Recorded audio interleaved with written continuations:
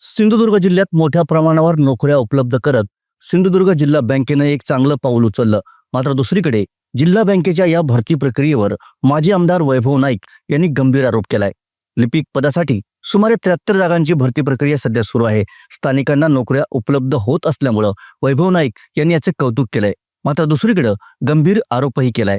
रत्नागिरी जिल्हा बँकेच्या नुकत्याच झालेल्या भरती प्रक्रियेत उमेदवारांकडून घेण्यात आलेले शुल्क होते 1000 रुपये. मात्र सिंधुदुर्ग जिल्हा बँक हेच शुल्क 1770 रुपये घेत असल्यानं ही लूट असल्याचा आरोप त्यांनी केलाय. पाहूया काय म्हणाले वैभव नाईक.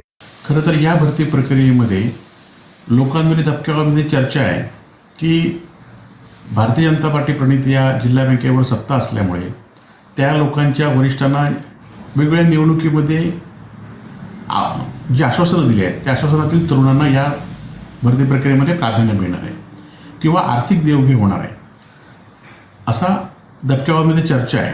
परंतु जर ही भरती प्रक्रिया व्यवस्थित असली होईल न होईल हा प्रश्न पुढचा आहे. परंतु भरती प्रक्रियेमध्ये तरुणांच्या जे खरं तर आर्थिक अडचणीमुळे आधीच त्यांची पिळवणूक झालेली आहे अशा तरुणांच्या भरती प्रक्रियेचं आमिष दाखवून त्यांच्यावर आणि आर्थिक संकट आणण्याचं काम त्यातनं आपला फायदा घेण्याचं काम जिल्हा बँकेचे अध्यक्ष त्यांचे संचालक त्याचबरोबर ज्यांच्या नेतृत्वाखाली जिल्हा बँक चालते त्या राणींच्या माध्यमातून चालू आहे.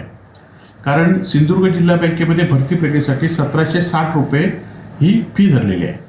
परंतु रत्नागिरी जिल्ह्याच्या बँकेमध्ये गेल्या ऑगस्टमध्येच भरती प्रक्रिया सुरू झाली होती. त्या भरती प्रक्रियेमध्ये 1000 रुपये फक्त फॉर्मची किंमत होती आणि ही खरं तर भरती प्रक्रियेमध्ये एका संस्थेला दिलेली आहे भरती प्रक्रिया पूर्ण करण्याची.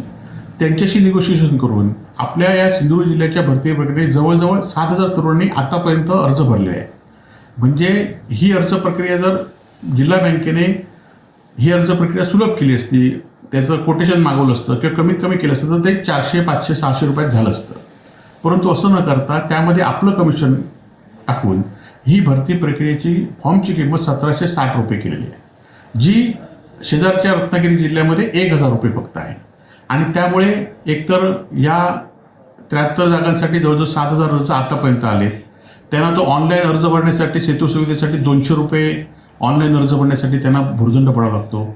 1760 रुपये जिल्हा बँकेमध्ये होतात.